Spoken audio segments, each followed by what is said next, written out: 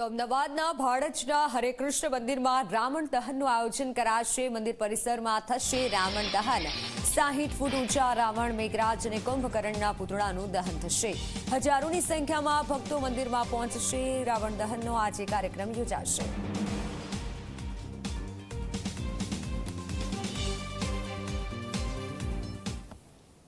આજે વિજયાદશમી છે અને એ દિવસ છે કે જ્યારે અસત્ય ઉપર સત્યની જીત થાય છે અને રામ ભગવાન જે રાવણ છે એનું વધ કરશે અને ત્યારબાદ તેઓ સીતા માતાને છોડાવી લે છે અને ત્યારબાદ તેઓ ફરીથી અયોધ્યા પરત પણ ફરવાની તૈયારીઓ કરશે। ત્યારે આ દિવસની ઉજવણી દેશમાં જુદી જુદી રીતે થતી હોય છે અને એમાંથી જ એક તૈયારી અમદાવાદ શહેરમાં પણ ચાલી રહી છે। અલગ અલગ જગ્યાએ સાંજે રાવણ દહન થશે અને હાલ જે દ્રશ્યો આપ જોઈ રહ્યા છો એ ભાડજના હરે કૃષ્ણ મંદિરના છે કે જ્યાં રાવણ અને સાથે જ મેઘરાજ અને કુંભકર્ણ છે તેના પણ પૂતળાનું દહન કરવામાં આવશે।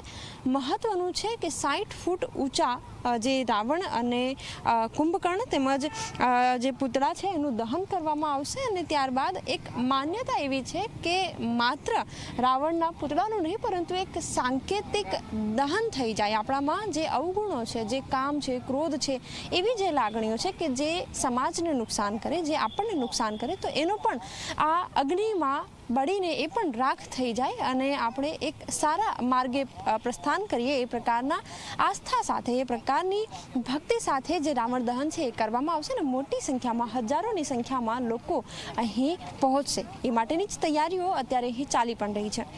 કેમેરામેન મુકેશ ચૌહાણ સાથે સપના શર્મા, ઝી 24 કલાક, અમદાવાદ।